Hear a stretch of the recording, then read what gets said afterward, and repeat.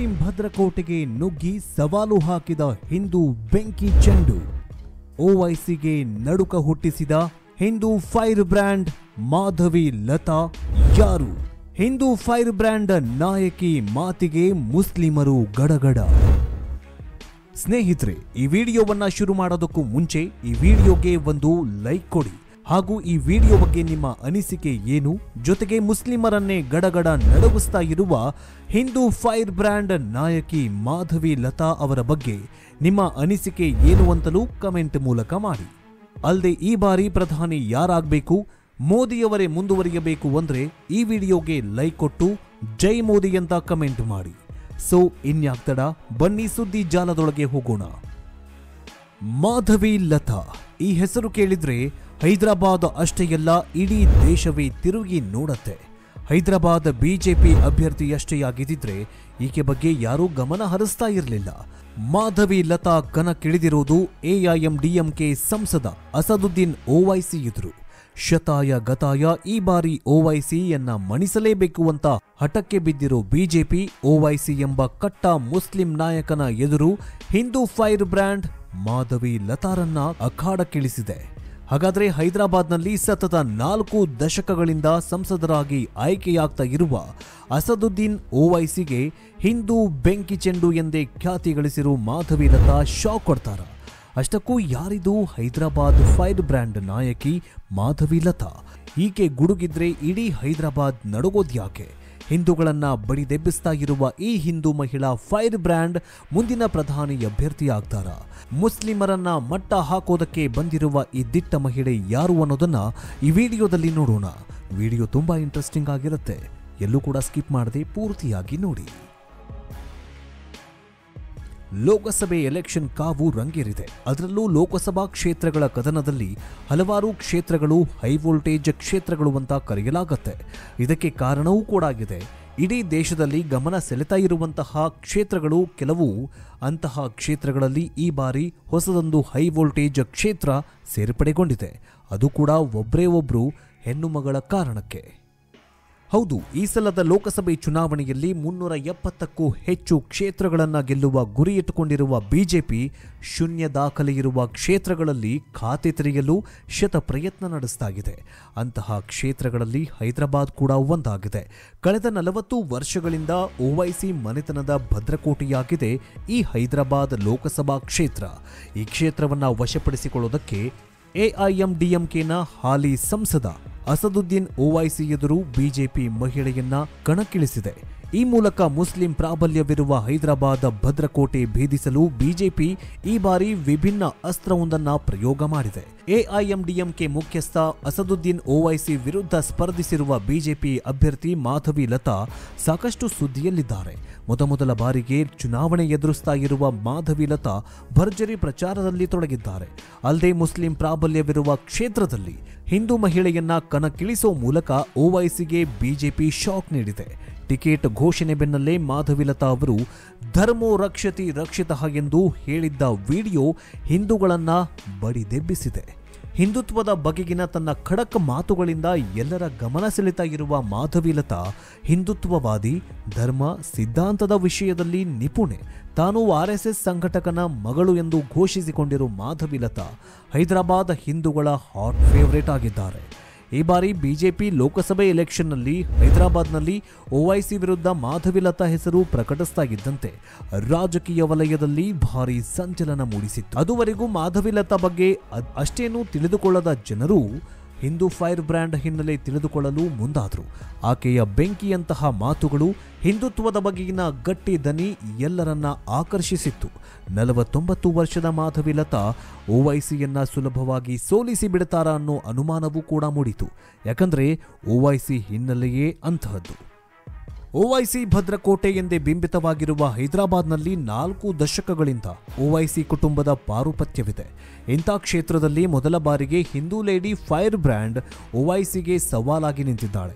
1984ರಿಂದ ಈ ಕ್ಷೇತ್ರದಲ್ಲಿ ಗೆಲ್ತಾ ಇರುವುದು ಓವೈಸಿ ತಂದೆ ಸಲಾವುದ್ದೀನ್ ಓವೈಸಿ. ಅದಾದ ಬಳಿಕ 2004ರಿಂದ ಅಸದುದ್ದೀನ್ ಓವೈಸಿ ಹೈದರಾಬಾದ್ನಲ್ಲಿ ಗೆಲ್ಲುತ್ತಾ ಬಂದಿದ್ದಾರೆ. ಇಲ್ಲಿ ಬಿಜೆಪಿಗೆ ಹೇಳಿಕೊಳ್ಳುವ ಹಿನ್ನೆಲೆ ಇಲ್ಲ. ಹೈದರಾಬಾದ್ ಲೋಕಸಭೆ ಕ್ಷೇತ್ರವು ಬಹದ್ದೂರ್ಪುರ್, ಚಂದ್ರಾಯನ ಗುಟ್ಟ, ಚಾರ್ಮಿನಾರ್, ಗೋಶಾಮಹಲ್, ಕಾರ್ವನ್, ಮಲಕ್ಪೇಟ್ ಮತ್ತು ಯಾತಕ್ಪುರ್ 7 ವಿಧಾನಸಭಾ ಕ್ಷೇತ್ರಗಳನ್ನು ಒಳಗೊಂಡಿದೆ. ಗೋಶ್ ಮಹಲ್ ಹೊರತುಪಡಿಸಿ ಉಳಿದ ಎಲ್ಲಾ ಅಸೆಂಬ್ಲಿ ಕ್ಷೇತ್ರಗಳು ಎಐಎಂಡಿಎಂಕೆ ಹಿಡಿತದಲ್ಲೇ ಇದೆ. ಗೋಶಾಮಹಲ್ ಅನ್ನ ಬಿಜೆಪಿಯ ಫೈರ್ ಬ್ರ್ಯಾಂಡ್ ಹಿಂದೂ ನಾಯಕ ರಾಜಾ ಸಿಂಗ್ ಗೆಲ್ಲಿಸುವಲ್ಲಿ ಯಶಸ್ವಿಯಾಗಿದ್ದಾರೆ.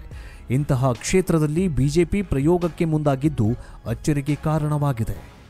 ಹಾಗಾದರೆ ಮುಸ್ಲಿಂ ಭದ್ರಕೋಟೆಯಲ್ಲಿ ಮಾಧವಿ ಅವರನ್ನೇ ಯಾಕೆ ಕಣಕ್ಕಿಳಿಸಿದ್ರು ಅನ್ನೋ ಪ್ರಶ್ನೆ ನಿಮ್ಮನ್ನ ಕಾಡಬಹುದು.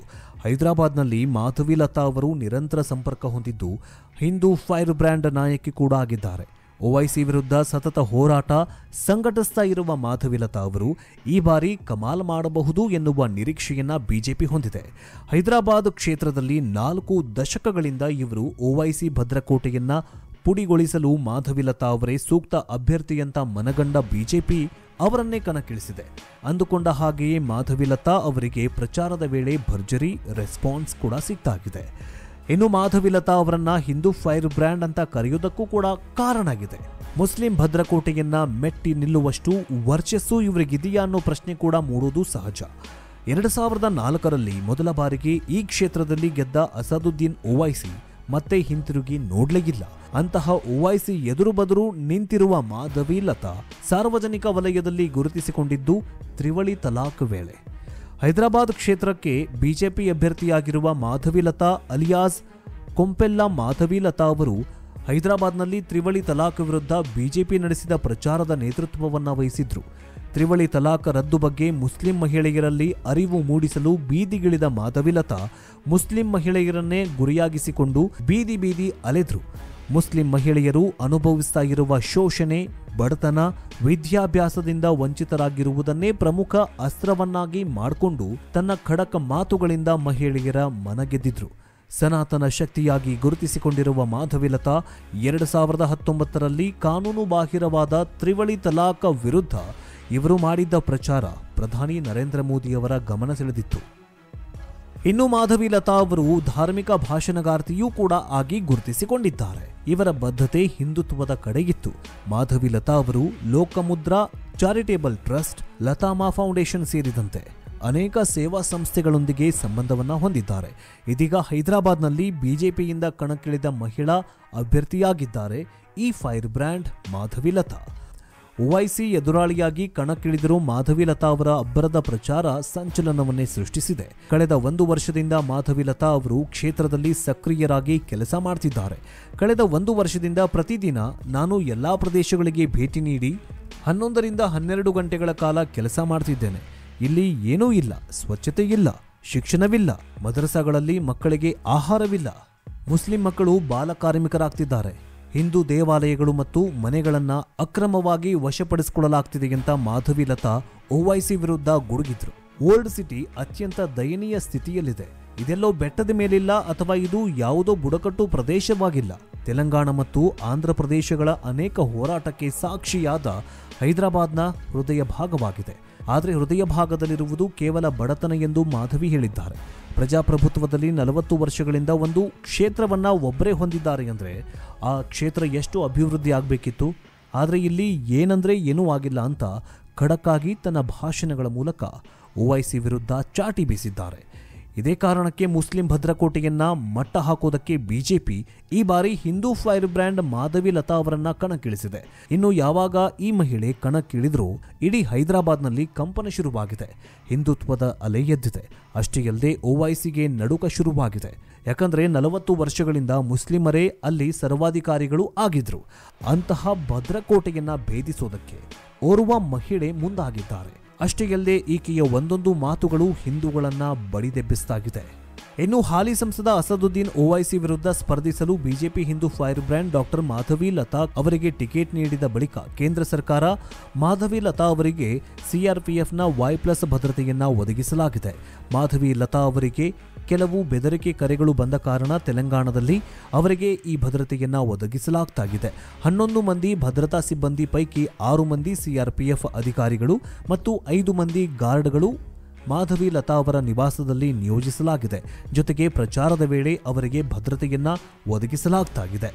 ಹೀಗೆ ಹಿಂದೂಗಳಿಗೆ ಆಗ್ತಾ ಇರುವ ಅನ್ಯಾಯದ ಪರವಾಗಿ ಧ್ವನಿ ಎತ್ತುತ್ತಾ ಇರುವ ಈ ಮಹಿಳೆ ಧರ್ಮೋ ರಕ್ಷತಿ ರಕ್ಷಿತಃ ಅಂತ ಘೋಷಣೆ ಕೂಗಿದ್ದಾರೆ.